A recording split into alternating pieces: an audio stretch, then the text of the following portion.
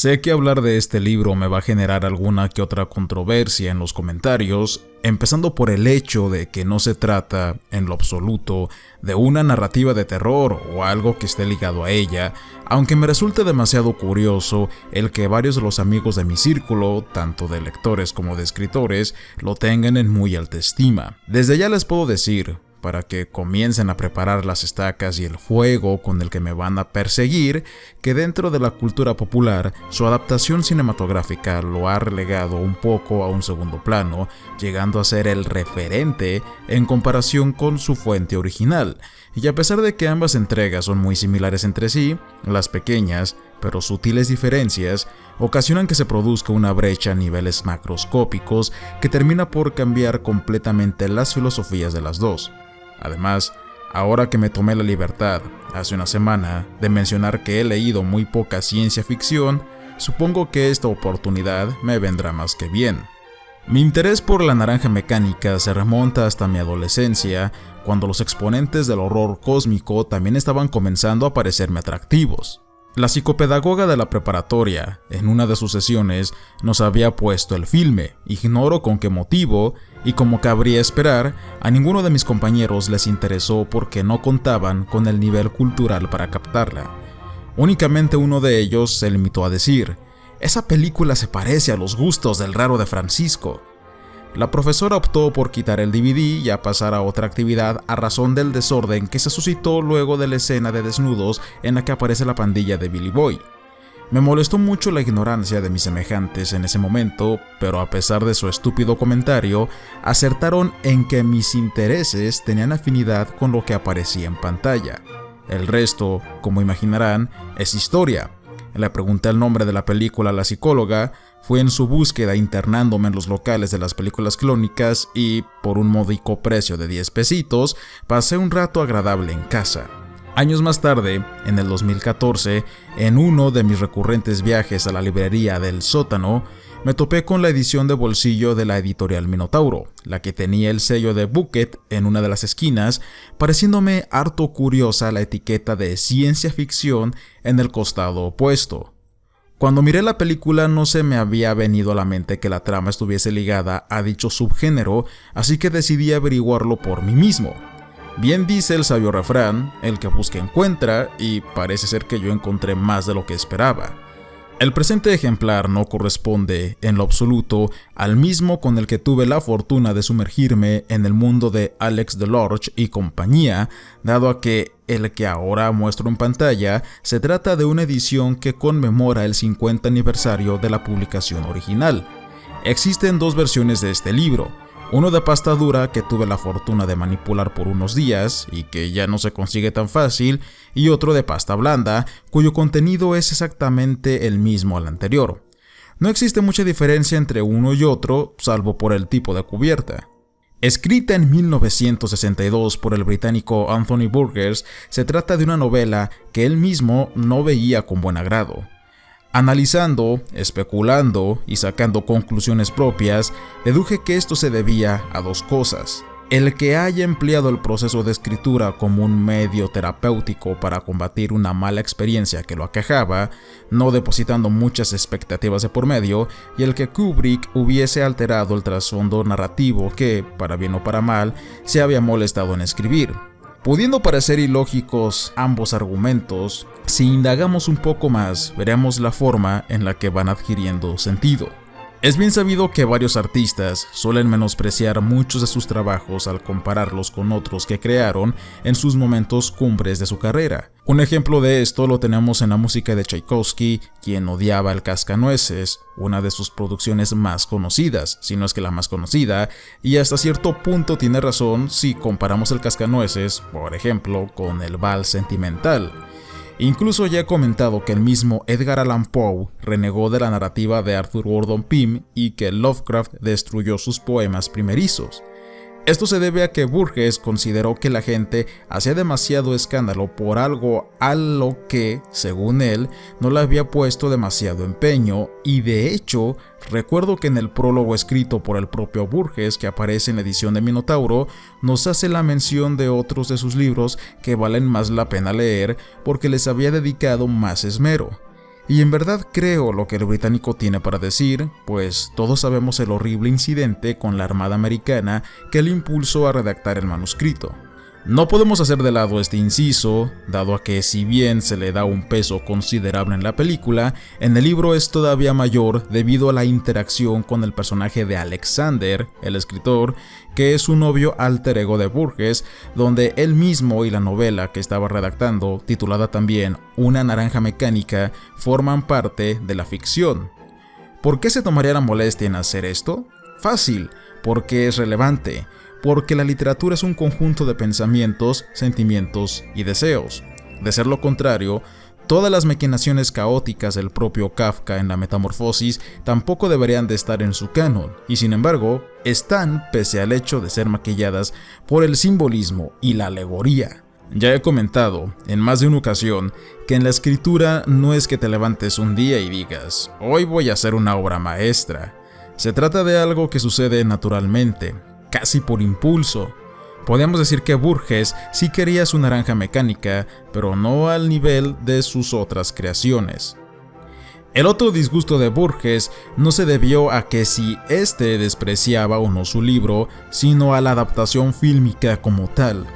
Discutir sobre que si la adaptación de Kubrick es buena o mala no me toca a mí, pues yo no me dedico a desmenuzar cine y, de hecho, creo que sería muy hipócrita de mi parte echarle tierra a la película sabiendo que conocía la naranja mecánica gracias a ella.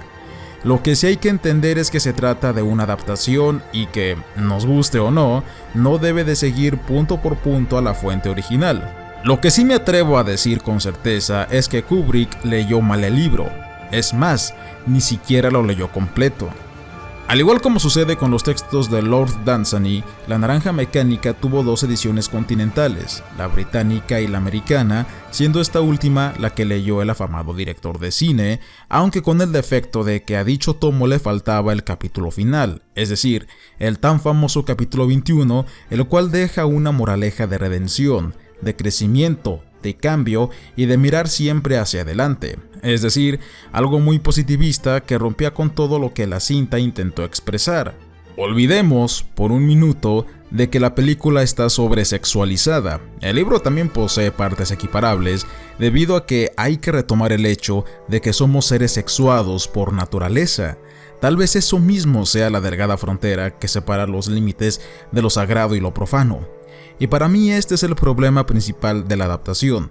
Se olvida del acervo teológico que Borges introdujo en el libro, pues tal y como lo comenta Jesús Sánchez Rodríguez en su artículo La naranja mecánica como paratexto filosófico y político, publicado en la página web Odisea Cultural, Borges fue un católico que escribió La naranja mecánica como un católico. No fue el partidario del nihilismo transgresor que varios creen. Si el trasfondo de la historia aparenta tener un mensaje pesimista, se debe a que la teología cristiana es así, porque desde la escuela agustinóloga neoplatónica, una de las más antiguas, se nos dice que no somos nada ni nadie, que existimos y a la vez no existimos, estamos solos, abandonados y somos miserables. Pero a diferencia de la filosofía dura y pura, porque la teología es igualmente filosofía, existe la promesa de Cristo, pero no del Redentor visualizado a través del mito de la crucifixión como erróneamente lo maneja la tradición y las estructuras de poder, sino del Cristo que nos comunica el mensaje del tipo de hombres que debemos convertirnos. Personalmente, creo que La naranja mecánica intenta dar el mensaje de la revelación a partir de las tendencias de la teología dialéctica que comenzaron en los tiempos próximos a la Segunda Guerra Mundial. Lo digo por la cercanía que hay entre las fechas de la publicación del libro, el hecho bélico y el pensamiento, haciéndome recordar a personajes tales como Karl Barth, Rudolf Bultmann y Dietrich Bonhoeffer, que es mi favorito. No estoy diciendo ningún tipo de disparate, dado a que si le dan una leída a las publicaciones de estos tres hombres, verán que la premisa de La naranja mecánica adquiere más sentido. Si bien algunos de estos teólogos no fueron católicos, sí fueron cristianos que igualmente se estudian en los seminarios gracias a sus grandes aportaciones. Una gran similitud que comparte La naranja mecánica con el pensamiento de Bultmann, por ejemplo, y que se aplica, dicho sea de paso, es que el mensaje de la revelación debe de ser desmitologizado y adaptado mediante el pensamiento científico o filosófico para los nuevos tiempos que corren, pues si se fijan, en ningún momento se hace mención de lo divino de manera directa.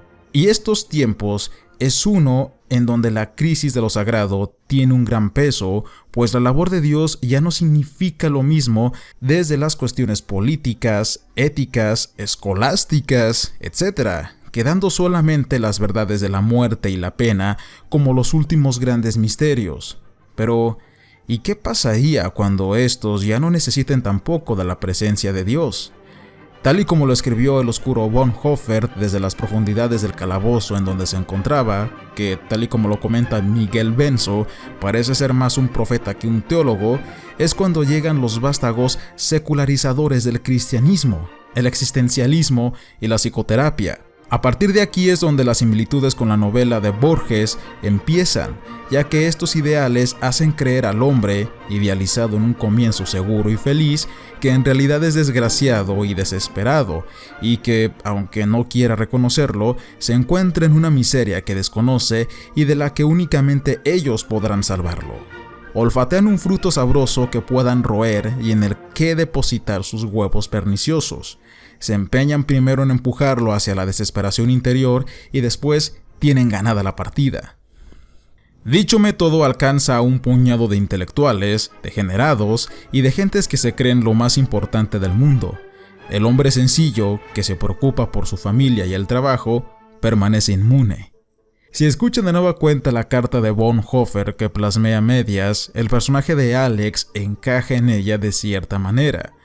Un joven pandillero que se siente en la cúspide por poseer lo que él cree que lo hace feliz, un degenerado que se define como un amante de la belleza y que es conducido dentro de la faceta de la ciencia ficción que el libro dispone hacia los misterios últimos por parte del método Ludovico en una terapia en donde el sujeto es privado de su libertad, aquella que simboliza la promesa de Cristo a la que todos los seres humanos temen por más que la anhelen, y que Dostoyevsky plasmó inteligentemente en El Gran Inquisidor. Y ese hombre inmune a la crisis de identidad no es otro que aquel Drugo que Alex se encuentra en los acontecimientos finales del capítulo 21. Delarge, al emplear un método profano para conseguir su libertad, sufre las consecuencias de ello al ya no estar atado a las limitaciones que lo volvían humano y que, de haber utilizado adecuadamente, hubiese alcanzado el estado de existencia que tanto quería. Una muerte mística torcida lo tortura sin parar, en donde lo sagrado y lo bello, simbolizado bajo la música de Ludwig, realiza el mismo efecto que lo profano y lo terrible, que son sus más bajos instintos. Y en lugar de ser uno con el dolor, de abrazarlo, de asimilarlo y así poder templarse, intenta huir de él, lo que termina en más calamidad, dado a que no se puede romper la realidad antes de tiempo. Entonces, ¿qué es el ser humano? No quiero meterme por el lado de Kierkegaard, pero la pregunta se enlaza demasiado con sus vertientes humanistas y existencialistas que dentro de la literatura dan lugar a las nuevas tragedias que reemplazan a las tragedias clásicas de los griegos. Es el tema de la belleza y la analogía otro de los factores más llamativos de la obra, pues Alex cree tener una amplia percepción de estos conceptos. En el pensamiento aristotélico tomista, la belleza es el orden que desemboca en lo perfecto. No obstante, este último adjetivo en nada se empata con nuestro querido Drugo, sino que yo lo encarrilaría más hacia el carismático Nietzsche y su tema de lo apolineo y lo dionisíaco, que tira más por la exigencia y el orden. En una obra de arte, ese orden armoniza con Apolo y Dionisio, pero lo hace con un Dionisio desnudo en lo romántico y vestido en lo urbano, y donde la metafísica de la voluntad del poder del arte hace su aparición. Al final, recordemos que Nietzsche difunde la palabra del empoderamiento, un empoderamiento que se mira reflejado en los efectos del método Ludovico con la novena sinfonía de Beethoven. De hecho, algo muy cierto que me dijo la persona que me prestó la edición de tapa dura es que la novela es harto musical, tanto que está presente en la curiosa jerga Nadsat y en el simbolismo de la propia música de Beethoven, que al principio es caótica, como la vida de Alex, pero que al final se enlaza hacia la gloria. Esta etapa del protagonista no la conocerán si siguen estancados en la película. Ciertamente me van a faltar puntos muy importantes por tocar, como aquel que trata sobre el tema de la estructura de poder social en torno a elementos tecnócratas y el cómo el libro parece que, de algún modo, dejó de ser ciencia ficción para ser algo que podemos ver en nuestra sociedad actual. Digo, ya no sé quién es ahora el profeta, si Borges o Bonhoeffer. A manera de conclusión, puedo decir que desde que leí La Naranja Mecánica he tenido la intriga de degustar más libros de Borges, porque si este lo escribió desde un bajo perfil, es decir, sin muchas expectativas, ¿qué serán de los demás? Me ayudaría mucho, como siempre lo han hecho, si en los comentarios me recomiendan algo del autor. Como siempre digo, es una forma muy saludable de ayudarnos entre nosotros, pues nunca se deja de aprender. Amigos, eso ha sido todo por el momento. Ha sido un placer el haber estado aquí con ustedes. Nos vemos y hasta la próxima.